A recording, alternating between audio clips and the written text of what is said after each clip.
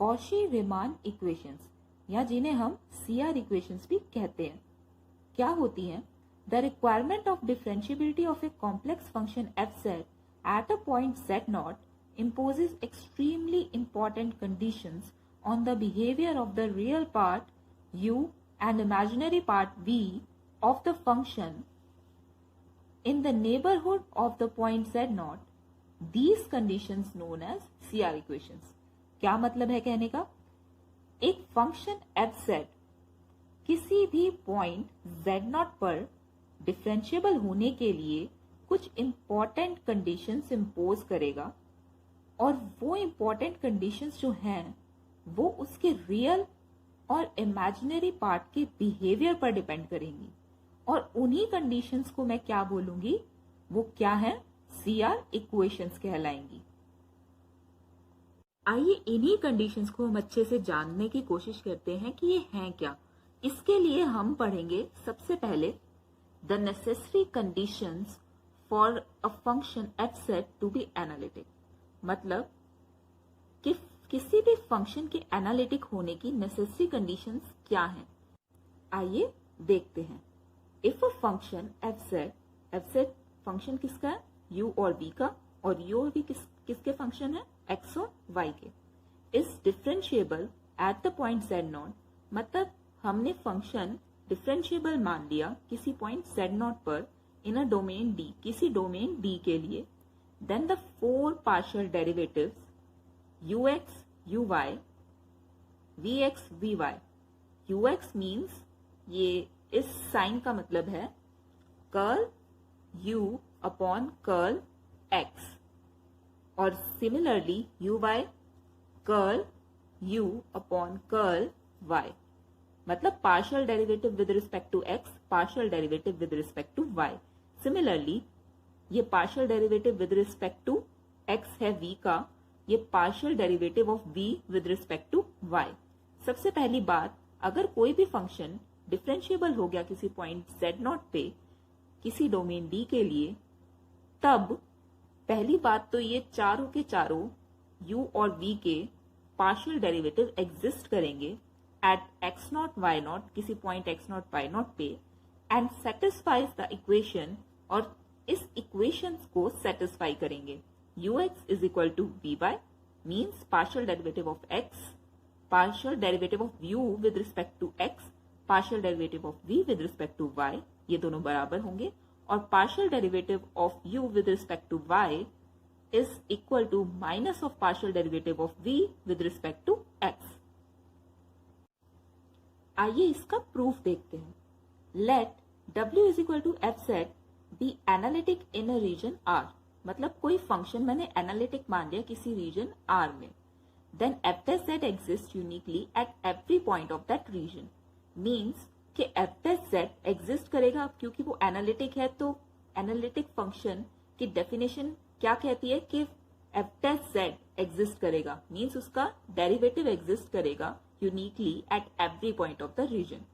Late del u, del v and del z वो increments हैं u v z के, corresponding to the increments del z, del y in x and y। Del u, del v, del z u v z के increments हैं, और del z और del y x और y के।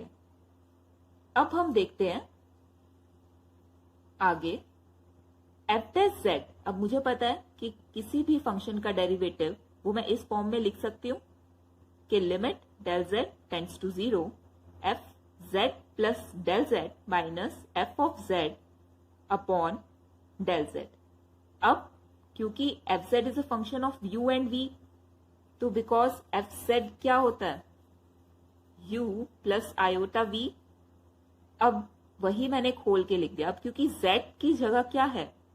z plus del z है, तो जहां जहां u था तो वहां वहां क्या आ जाएगा? u plus del u plus iota v plus del v, और f z is what? u plus iota v upon del z।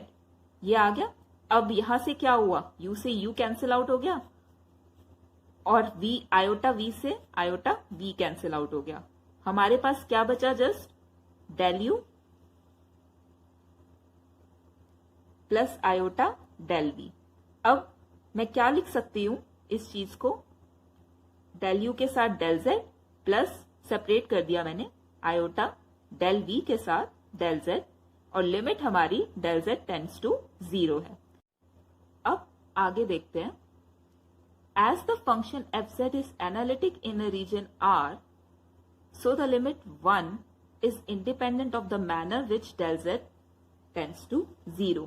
कहने का क्या मतलब है, अब मुझे पता है क्योंकि fz एक एनालिटिक फंक्शन है उस R रीजन में, तो जो 1 पहली इक्वेशन की जो लिमिट है यानी कि del z जो 0 पे जा रहा है, तो वो इंडिपेंडेंट रहेगा कि वो कैसे जाएगा। वो कैसे भी जा सकता है, 0 की तरफ उसे टेंड करना है, यानी उसे डेल जेड को 0 की तरफ जाना है। अब 0 की तरफ वो कैसे भी जा सकता है, वो लीनियरली जा सकता है, वो ऐसे जा सकता है सीधा लीनियर, वो कर्व बना के जा सकता है, वो किसी भी डायरेक्शन से अप्रोच कर सकता है 0 को। तो इट मीन्स वो इंडिपेंडेंट है कि वो किस तरीके से जा रहा है 0 पे, क्योंकि वो फंक्शन एनालिटिक है कहीं, क्योंकि वो पूरे रीजन पे ही एनालिटिक है, तो उससे कोई फर्क नहीं पड़ता वो किसी भी मैनर से जाए।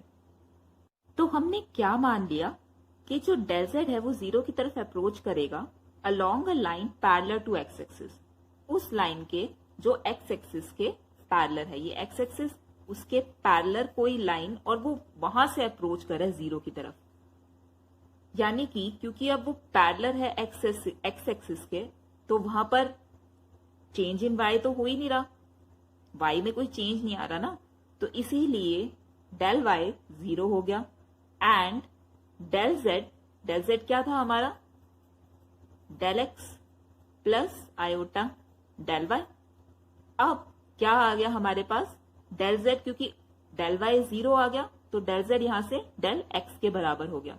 तो इक्वेशन 1 से, इक्वेशन 1 हमारे पास क्या थी, यहां पर डेल जेड था नीचे हमारे पास, है ना, तो उस डेल जेड की जगह मैंने क्या रख दिया, एफ डैश जेड में लिमिट, यहां पे डेल जेड था ना, तो डेल जेड की जगह क्या आ गया हमारे पास, डेल एक्स आ गया, del u upon del z था, डेल जेड की जगह डेल एक्स आ गया, iota del v upon del z, और ये चीज हमारी क्या बन गई, limit del x approaches to 0, del u upon del x ही हमारा क्या है, partial derivative of u with respect to x, यानी कि curl u upon curl x plus, और ये यहां से क्या बन गया, iota curl v upon curl x, और इसे हमने नाम दे दिया इक्वेशन 2 का। अगेन कंसिडर डेल एक्स जो है, अब क्योंकि मेरी मर्जी है कहीं से भी अप्रोच करवा सकती हूं, तो अब मैंने मान लिया कि डेल जेड 0 पर अप्रोच करेगा along a line parallel to y axis.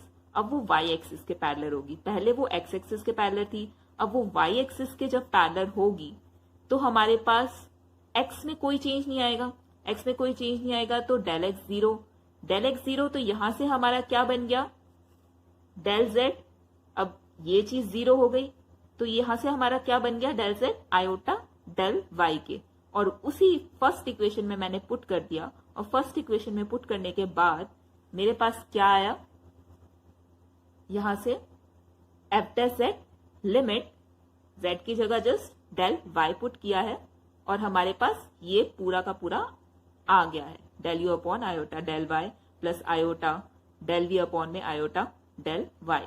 अब यहां से आयोटा कैंसिल, 1 अपॉन आयोटा, और वही चीज limit del y approaches to 0, del u upon del y हमारा क्या आ जाएगा, curl u upon curl y plus, या और यहां से क्या आ जाएगा, curl v upon curl Y.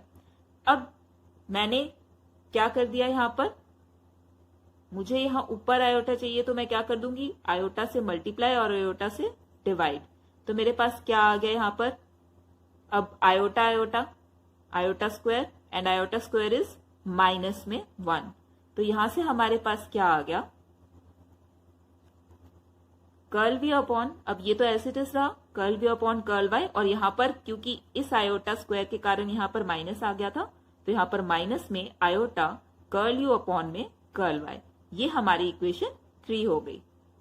तो अगर हम इक्वेट करें सेकेंड और थर्ड इक्वेशन को, तो हमारे पास क्या आ जाएगा, हमारे पास आ जाएगा curl u upon curl x plus iota curl v upon curl x, वो किसके बराबर, क्योंकि एफ टेस्ट सेट के ही बराबर थे ये दोनों के दोनों, तो क्योंकि लेफ्ट हैंड साइड बराबर थी तो राइट हैंड साइड भी दोनों के बराबर आएगी। वो किसके बराबर आ गया, curl v upon curl y minus iota curl u upon curl y के। अब अगर मैं रियल और इमेजिनरी पार्ट्स दोनों को क्या करूं, इक्वेट करूं, तो मेरे पास क्या आ जाएगा, यहां से ये इसका रियल पार्ट है तो curl u upon curl x वो किसके बराबर आ गया, curl v upon curl y के।